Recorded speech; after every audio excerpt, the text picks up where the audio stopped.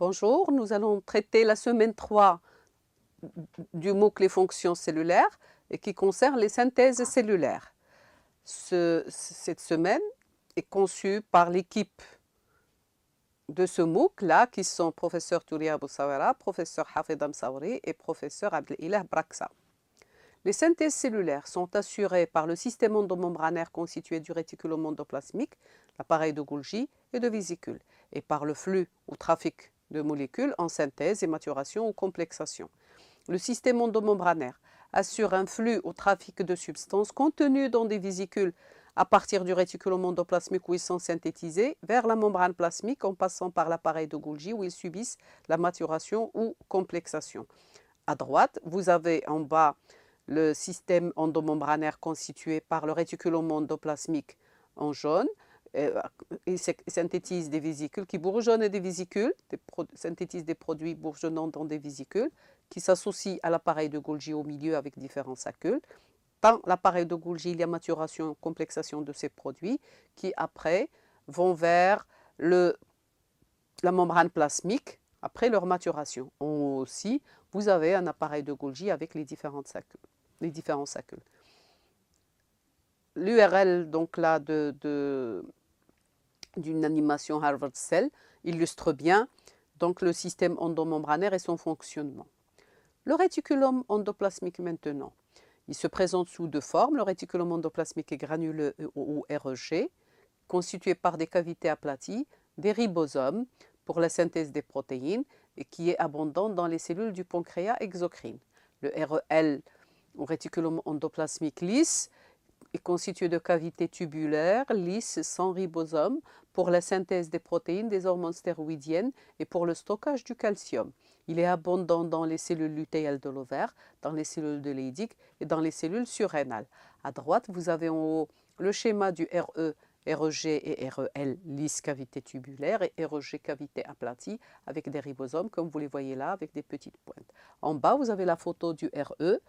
À droite, le REL et à gauche le RER ou REG avec des ribosomes. L'appareil de Golgi, c'est un réseau de dictyosomes, une vingtaine par cellule, qui communique par des tubes périphériques. Le dictyosome est une formation en croissant constituée de 4 à 6 saccules, empilés comme une pile d'assiettes. Vous voyez là, à droite, donc 3 dictyosomes de la même cellule qui communiquent en blanc, qui communiquent entre eux par des tubes périphériques. Et à gauche, vous avez la photo réelle en microscopie électronique d'un dictyosome avec les saccules. L'appareil de Golgi, il est situé près du noyau. Chaque saccule bourgeonne des vacuoles de concentration sur les bords dilatés. 3 régions fonctionnellement distinctes forment l'appareil de Golgi. Une phase 6 vers le RE ou CGN, 6 Golgi Network. Une région médiane au milieu entre les deux régions CGN et TGN. Le TGN est la phase Trans-Golgi Network, qui est en rapport avec la membrane plasmique.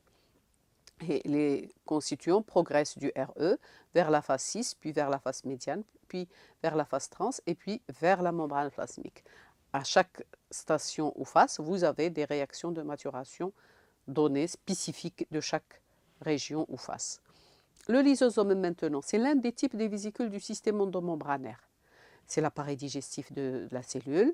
Il est constitué de vésicules sphériques contenant des enzymes lytiques, une quarantaine de types.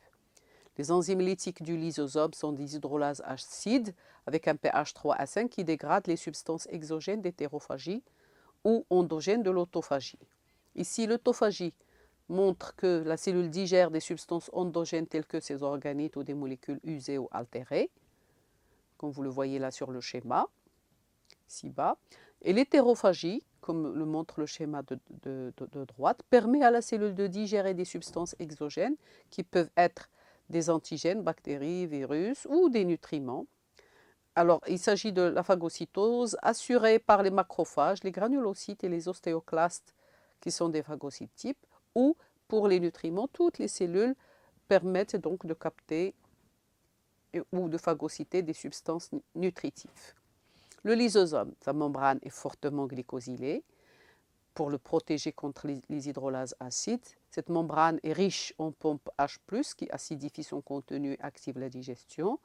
Et au terme de la digestion, les petites molécules produites diffuse vers le cytosol. Plusieurs pathologies lysosomales sont dues aux substances non digérées par le lysosome qui forment des corps résiduels et entraînent des maladies nerveuses. On parle de maladies de surcharge génétique. La silicose ou abestiose, due à la rupture du lysosome des cellules pulmonaires par l'étain ou l'amiante inspiré par les mineurs de fond par exemple, ce qui entraîne des fibroses ou cancers pulmonaires chez ces mêmes mineurs de fond.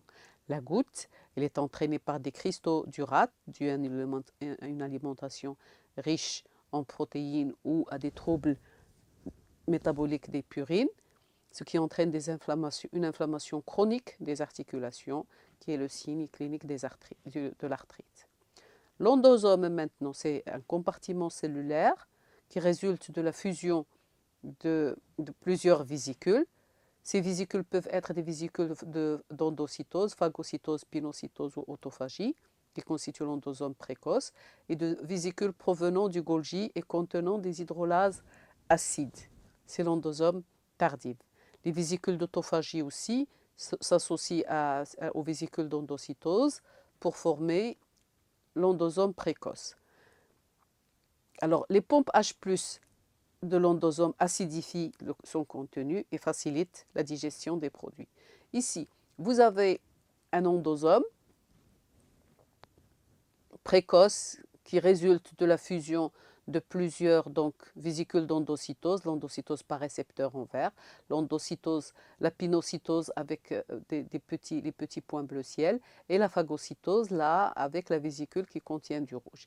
Ils s'associent, puis vous avez l'autophagie aussi qui s'associe, les hydrolases acides pour former l'endosome tardif où se fait la digestion et le tri des molécules. La composition de l'endosome varie donc avec son âge. L'endosome précoce naît de la fusion de vésicules d'endocytose et d'autophagie. L'endosome tardif, c'est un gros endosome avec des hydrolases acides. Dans l'endosome tardif, il va y avoir digestion, tri et dégradation des constituants internalisés après leur ubiquitinylation, ce qui forme les corps multivésiculaires.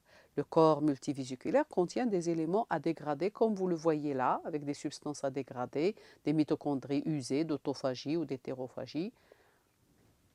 C'est un corps multivésiculaire en microscope électronique.